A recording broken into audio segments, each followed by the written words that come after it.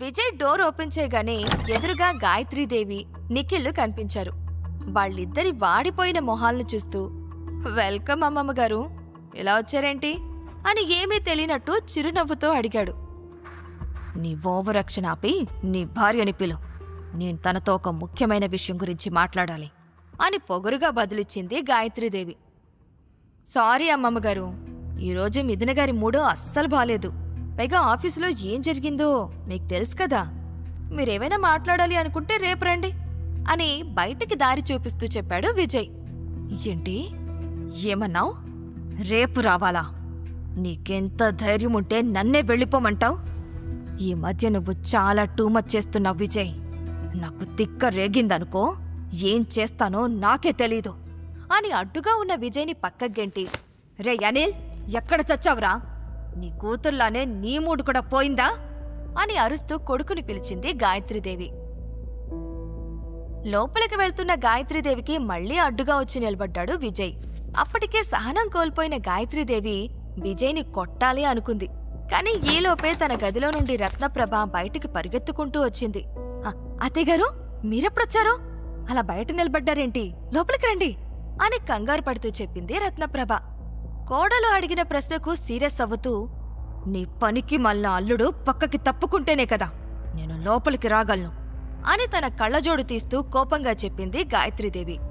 విజయ్ వైపు రత్నప్రభ కోపంగా చూసేసరికి గాయత్రీదేవికి అడ్డు తప్పుకున్నాడు. లోపలికొచ్చిన అత్తగారిని కూర్చోమని చెప్తూ, ఇంత కష్టపడి ఇక్కడికి రావడం ఎందుకు? కబురు పంపించుంటే నేనే మీ దగ్గరికొచ్చేదాన్ని కదా అని అతి వినయం నటిస్తూ చెప్పింది రత్నప్రభ. గాయత్రీదేవి మనసులో స్థానం సంపాదించాలని రత్నప్రభ తెగ ఆరాటపడుతోంది. కాని ఆవిడంటే గాయత్రీదేవికి అస్సలిష్టం ఉండదు. అందుకే అసహనంగా ఫీలవుతూ, నీతో మాట్లాడడానికి రాలేదు, ఒకసారి నీ కూతుర్ని పిలు, ఒక ముఖ్యమైన విషయం గురించి మాట్లాడాలి అని సోఫాలో కూర్చుంటూ చెప్పింది గాయత్రీదేవి. ఆమె మాట పూర్తి కాకముందే మిథున గదికి వేగంగా వెళ్లిపోయింది రత్నప్రభ.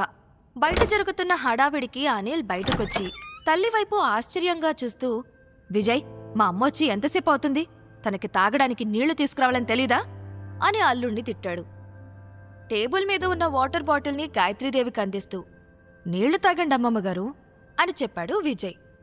అవసరం లేదు అని కాలు మీద కాలేసుకుంటూ, మిథున రావడానికి ఇంకా ఎంతసేపు పడుతుంది అని కోపంగా అరిచింది గాయత్రీదేవి. సరిగ్గా అప్పుడే అక్కడికొచ్చిన మిథున గాయత్రీదేవికి ఎదురుగా నిలబడి, చెప్పండి నానమ్మా, నాతో మీరు ఏం మాట్లాడాలనుకుంటున్నారు అని చేతులు కట్టుకుని యాటిట్యూడ్గా అడిగింది. నా కంఠంలో ప్రాణముండగా నీ కొంపకొచ్చి నిన్ను సహాయం అడుగుతానని నేను కల్లో కూడా అనుకోలేదు. కాని ఏం చేస్తాం, అంతా నా తలరాత్త అని విసుక్కుంటూ తల కొట్టుకుంది గాయత్రీదేవి.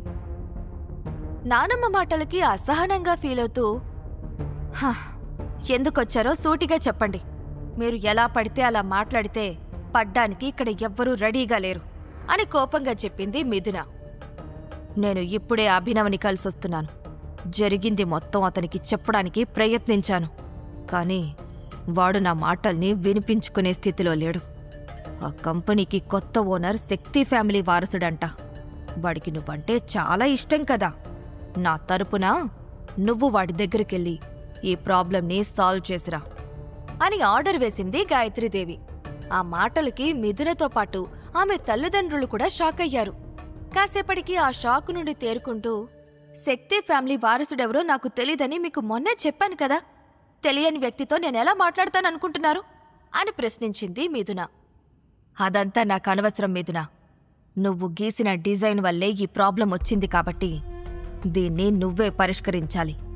లేదంటే నా గురించి నీకు బాగా తెలుసు కదా. కుటుంబం నుండి మిమ్మల్ని వేలేసిన నాకు ఈ ఊరి నుండి ఎలా గెంటెయ్యాలో కూడా తెలుసు.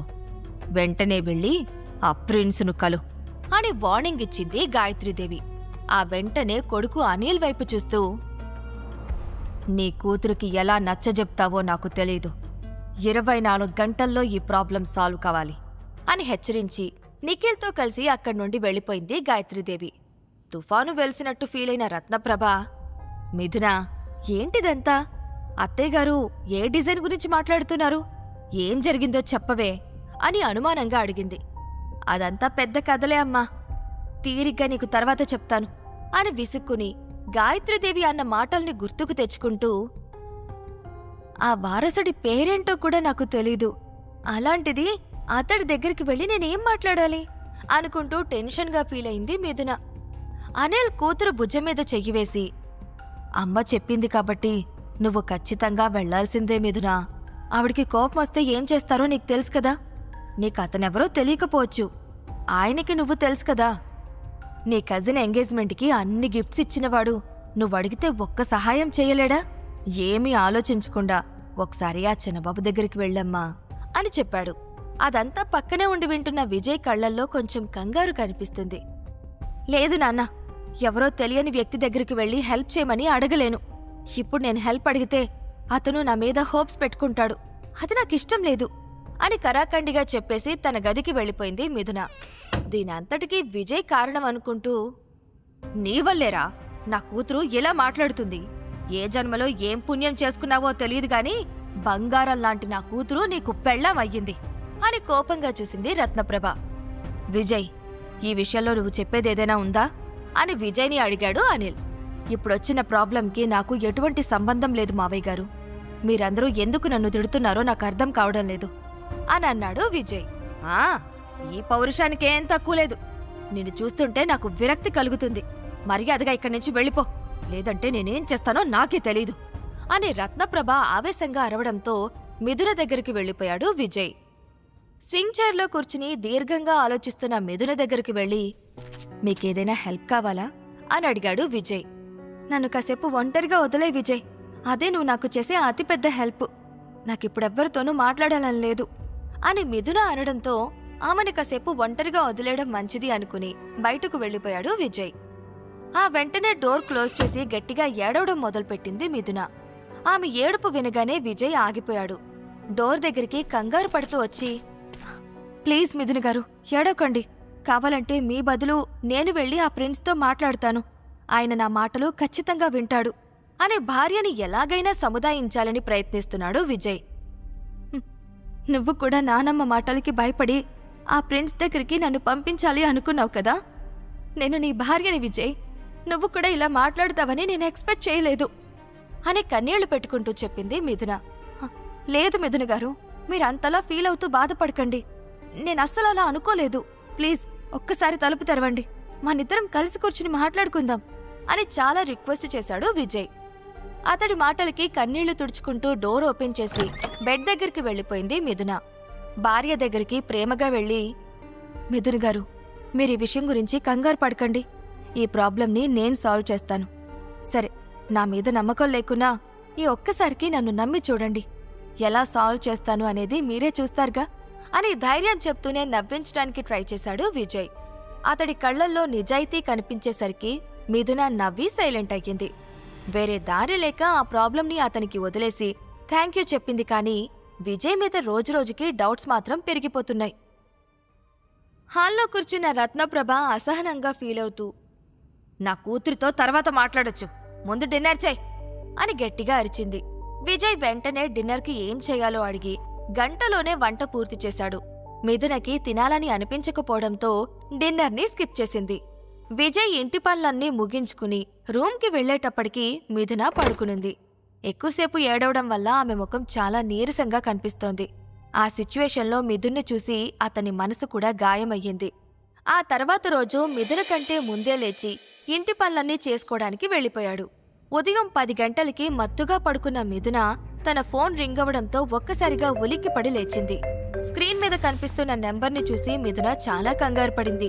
మిథునకి కాఫీ ఇవ్వడానికొచ్చిన విజయ్ ఆమె ముఖంలో కనిపిస్తున్న టెన్షన్ని చూసి, ఏమైంది, ఎందుకు కంగారు పడుతున్నారు అని అడిగాడు. నానమ్మ కాల్ చేస్తుంది, ఖచ్చితంగా ఆ ఫ్రెండ్స్ గురించి అడగడానికే చేసుంటుంది. ఇప్పుడేం సమాధానం చెప్పాలో నాకు అర్థం కావడం లేదు అని దిగులు పడుతూ చెప్పింది మిథున. వెంటనే ఆమె దగ్గర నుండి ఫోన్ తీసుకుంటూ, మీరు టెన్షన్ పడడం ఆపండి, ఇదిగోండి ఈ కాఫీ తాగండి, నేను అమ్మమ్మగారితో మాట్లాడుతాను అని చెప్పాడు విజయ్. కానీ విజయ్ అని ఏదో చెప్పబోతున్న మిథున మాటలకి అడ్డుపడి, ఏం పర్వాలేదు, నేను చూసుకుంటాను మిథున గారు అని కాల్ లిఫ్ట్ చేసి, హలో అన్నాడు విజయ్. నీకేం పని పట్టలేదా? లేదంటే నా దారికి అడ్డుపడడానికి బాగా అలవాటు పడ్డావా? మిథున కాల్ ఎందుకు లిఫ్ట్ చేయడం లేదు అది శక్తి వారసుని కలవడానికి వెళ్ళిందా లేదా అని ప్రశ్నల వర్షం కురిపించింది గాయత్రీదేవి. అరెరే, అంత మాట అంటారేంటమ్మమ్మగారు? మీకు అడ్డుపడే ధైర్యం నాకుంటుందా? అండ్ మిథున గారికి ఒంట్లో బాలేదండి. తనిప్పుడు ఎవ్వర్నీ కలవడానికి వెళ్లడం లేదు. మిథునికి ఇప్పుడు రెస్ట్ చాలా అవసరం అని మొహమాటం లేకుండా మొహం మీదే చెప్పేశాడు విజయ్. అతడి మాటలకి కోపం రావడంతో, అదంతా నాకు అనవసరమని చెప్పాను కదా. ఈరోజు నీ పెళ్ళాం నేను చెప్పిన పని చెయ్యకపోతే దాని అంతు చూస్తానని చెప్పు అని గాయత్రీదేవి వార్నింగ్ ఇవ్వడంతో కాల్ కట్ చేసి ఫోన్ని స్విచ్ ఆఫ్ చేశాడు విజయ్. నానమ్మతో గొడవ పడడం అవసరమా విజయ్? తనకి ఫోన్ చేసి నేను ప్రిన్స్ని కలవడానికి వెళ్తానని చెప్పు అని భయపడుతూ చెప్పింది మిథున. ఎవరికోసమో మీ సెల్ఫ్ రెస్పెక్ట్ని చంపుకోవాల్సిన అవసరం లేదు మిథున గారు. మిమ్మల్ని ఎవ్వరూ డిస్టర్బ్ చేయకుండా నేను చూసుకుంటాను, మీరు రెస్ట్ తీసుకోండి అని స్విచ్ ఆఫ్ చేసిన మొబైల్ని ఆమెకిస్తూ చెప్పాడు విజయ్. అతడి మాటలకి ధైర్యం రావడంతో మిథున వెంటనే ప్రశాంతంగా పడుకుండిపోయింది. తనకి దుప్పటి కప్పుతున్న విజయ్ని చూస్తూ థ్యాంక్ యూ విజయ్ అని చిరునవ్వుతో చెప్పింది మిథున. ఆ నవ్వులో విజయ్కి ప్రేమ కనిపిస్తోంది. ఇదిలా ఉంటే మరోవైపు వజ్రపాటి ప్యాలెస్లో గాయత్రీదేవి అటూ ఇటూ కోపంగా తిరుగుతోంది. విజయ్ తన మాటలను పట్టించుకోకుండా కాల్ కట్ చేయడం ఆమె జీర్ణించుకోలేకపోతోంది. పక్కన ఉన్న నిఖిల్, శృతిలు ఆమె కోపాన్ని చూసి భయపడుతున్నారు. వీడికెంత ధైర్యం ఉంటే నా ఫోన్ కట్ చేస్తాడు? ఈ ప్రాబ్లం సాల్వ్ అయిన తర్వాత హైదరాబాద్ రోడ్లలో వాడిని కుక్కలా తిప్పించకపోతే నా పేరు గాయత్రీదేవి కాదు అని సవాలు విసిరి మరీ చెప్పింది. గాయత్రీదేవి మెప్పు పొందడానికి తనకి అవకాశం దొరికింది అనుకుంటూ, కోపం తెచ్చుకోకండి నానమ్మా, అది మీ ఆరోగ్యానికి అంత మంచిది కాదు, వాడికి అంత సీన్ లేదులే అని చెప్పింది శృతి. కోపం తెచ్చుకోకుండా ఎలా ఉండమంటావు శృతి? నా ముందు నిలబడ్డానికి కూడా అర్హత లేని వాళ్ళు నా ఫోన్ కాల్ని కట్ చేస్తున్నారు, నాకు ఆర్డర్లు వేస్తున్నారు అని ఆవేశంగా అరిచింది గాయత్రీదేవి. వాడికి పోయే కాలం దగ్గరకొచ్చినట్టుంది నానమ్మా, అందుకే ఇలా ప్రవర్తిస్తున్నాడు. ముందు మీరు మంచినీళ్లు తాగి కూలవ్వండి, చిల్లవ్వండి, టైం వచ్చినప్పుడు చూద్దాం. మనం కొట్టే దెబ్బకి విలవిల్లాడిపోతాడు అని టేబుల్ మీద ఉన్న వాటర్ బాటిల్ ఇచ్చింది శృతి. గాయత్రీదేవి నీళ్లు తాగి సోఫాలో కూర్చోవడంతో, ఆ నానమ్మా, నాకిప్పుడొక ఐడియా వచ్చింది. అదేంటో మీకు నేను వెంటనే చెప్పలేను గాని నా ఐడియాని ఫాలో అయితే రేడియంట్ గ్రూప్స్ చైర్మన్ స్వయంగా మీ దగ్గరకొచ్చి కాంట్రాక్ట్ మీద సైన్ చేయించుకుంటాడు అని చాలా గొప్పగా చెప్పింది శృతి. ఏంటా ఐడియా అని గాయత్రీదేవి అడగడంతో, కాస్త వెయిట్ చేయండి అని గాయత్రీదేవికి మరో మాట మాట్లాడే అవకాశం ఇవ్వకుండా అక్కడి నుండి వెళ్లిపోయింది శృతి. మరోవైపు కూరగాయలు కొనడానికి మార్కెట్కి వచ్చిన విజయ్కి అభినవ్ దగ్గర నుండి కాల్ వచ్చింది. వెంటనే లిఫ్ట్ చేసి, చెప్పండి అభినవ్ గారు, మళ్ళీ ఏదైనా సమస్య వచ్చిందా అని అడిగాడు విజయ్. సార్, మిమ్మల్ని డిస్టర్బ్ చేస్తున్నందుకు క్షమించండి, కానీ మీతో మాట్లాడాలని మీ మరదలు గారు ఇక్కడికొచ్చారు. ఇప్పుడు నాకేం చేయాలో అర్థం కావడం లేదు అని అభినవ్ చెప్పగానే విజయ్ షాక్ అయ్యాడు. మరదలా?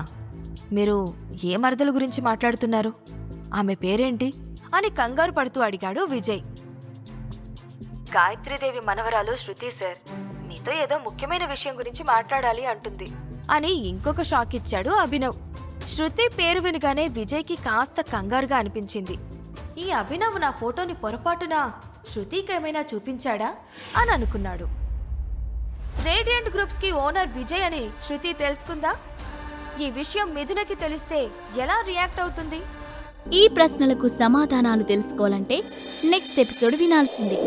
క్రింద ఇచ్చిన లింక్ ని క్లిక్ చేసి పాకెట్ ఎఫ్ఎం యాప్ ని ఇన్స్టాల్ చేసుకోండి.